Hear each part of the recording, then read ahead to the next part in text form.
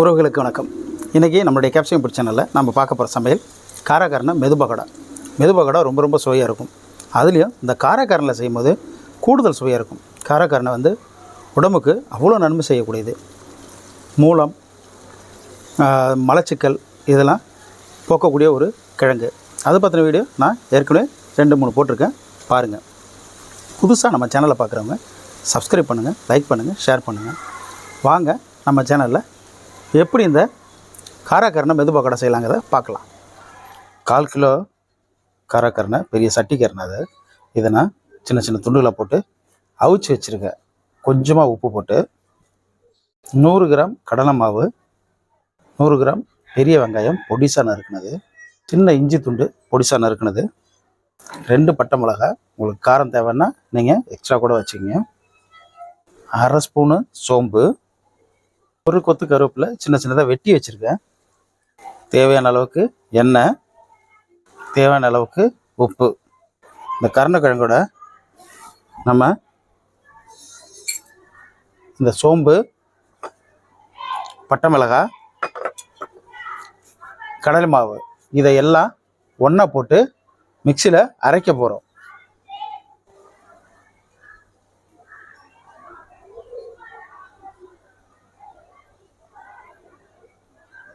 இந்த கடலை மாவு, காரக்கரணை, சோம்பு, பட்டை மிளகாய் இது எல்லாமே ஒரு நல்ல ஒரு பக்குவமாக கொஞ்சம் உப்பு போட்டு அரைச்சி வச்சுக்கணும். மாவை நம்ம இந்த அளவுக்கு அரைச்சிருக்கோம். இப்போ இதில் நமக்கு தேவையான அளவுக்கு உப்பு போட வேண்டியதான்.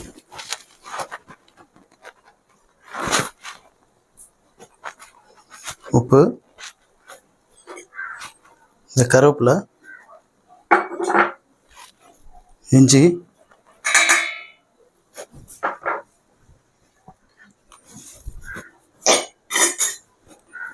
வெங்காயம் எல்லாத்தையும் போட்டு நல்லா பிசையணும்.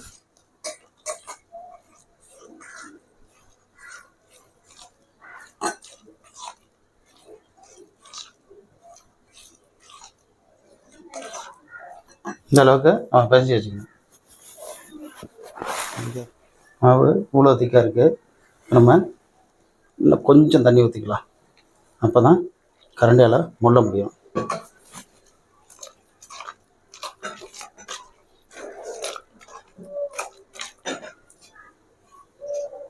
பார்த்து தான் ஊற்றணும். ரொம்ப ஊற்றிட்டிங்கன்னா குழம்பு போயிடும்.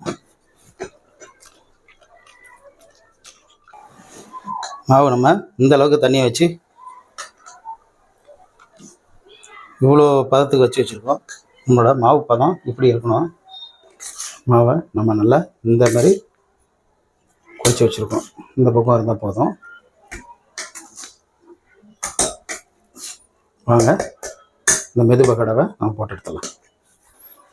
எண்ணெய் நல்லா சூடாகிடுச்சு. நம்ம இதை பொரிச்சு எடுக்கிற அளவுக்கு தேவையான அளவுக்கு நம்ம எண்ணெய் வச்சுருக்கோம். எண்ணெய் நல்லா சூடாகிடுச்சு. அதை நம்ம அப்படி கொஞ்சம் கொஞ்சமாக ஒரு கரண்டியாலையோ இல்லை கையாலே கூட போடலாம்.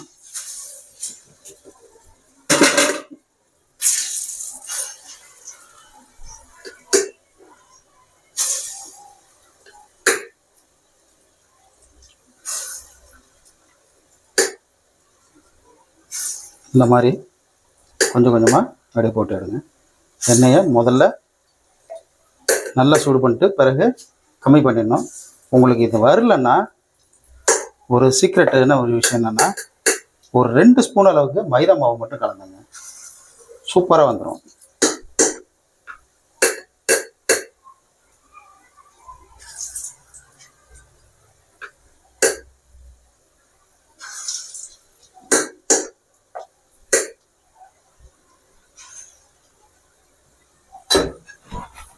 பாருங்க எப்படி அருமையாக வந்திருக்கு. அப்போ அப்படியே வச்சுக்கலாம்.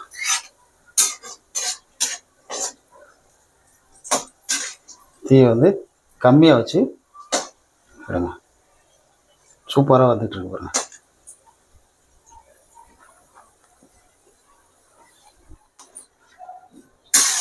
மெதுபாடு எல்லாமே நல்லா பொன்னிறமாக வந்துட்டு இதை நம்ம அப்படியே எடுத்துடலாம். தீயை ரொம்ப ரொம்ப கம்மியாக வச்சு அப்புறமா நீங்கள் பொரித்து எடுத்தால் தான் நல்லா உள்ளெல்லாம் வெந்திருக்கும். ஏன்னா கிழங்கு வந்து கொஞ்சம் குழகுழப்பு தன்மையோடு இருக்கும். அதனால் நல்லா தீயை கம்மியாக வச்சு கொஞ்சம் நேரம் போட்டு இந்த மாதிரி கலர் வந்தோடனே நீங்கள் எடுத்துருங்க. அருமையான மெது பகோடா இப்படி தான் பொரிச்சு எடுக்கணும்.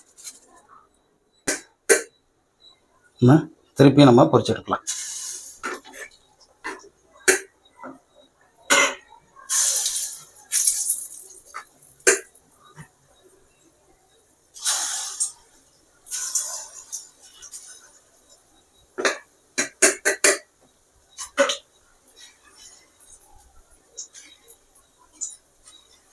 ரொம்ப ரொம்ப சுவையாக இருக்கும்.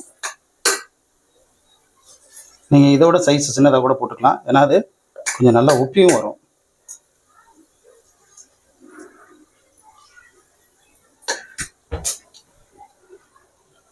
இது நல்லா பொன்னிறமாக வந்த பிறகு எடுக்க ஆரம்பிச்சிருங்க. நல்லா ப்ரௌனாக இருக்கும். ரொம்பவும் ப்ரௌனாக போயிடக்கூடாது. ரொம்ப மேலே மட்டும் ரொம்ப ப்ரௌனாக போயிட்டுனா உள்ளே வேகமாக இருக்கும். அதனால் நிதானமான தீயில வச்சு நல்லா வேக வச்சு எடுங்க. அடுத்த செட்டும் நல்லா வெந்து வந்துடுச்சு. ரொம்ப ரொம்ப பெருசு பெருசாக போடாமல் சின்ன சின்னதாக போட்டுடுங்க. போன தடவை போட்டது கொஞ்சம் பெருசு பெருசாக வந்துடுச்சு.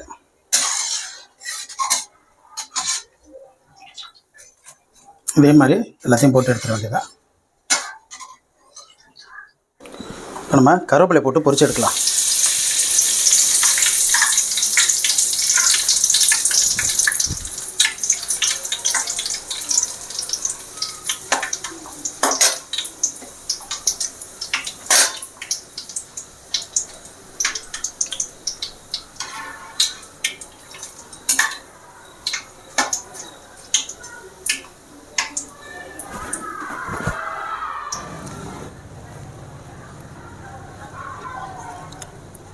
இந்த காராக்கரணை மெது பகோடா என்ன டேஸ்ட்டில் இருக்குங்கிறத பார்க்கலாம் வாங்க.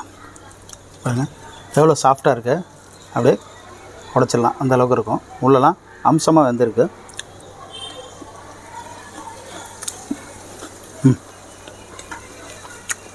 பிரமாதமாக இருக்குது உண்மையாகவே.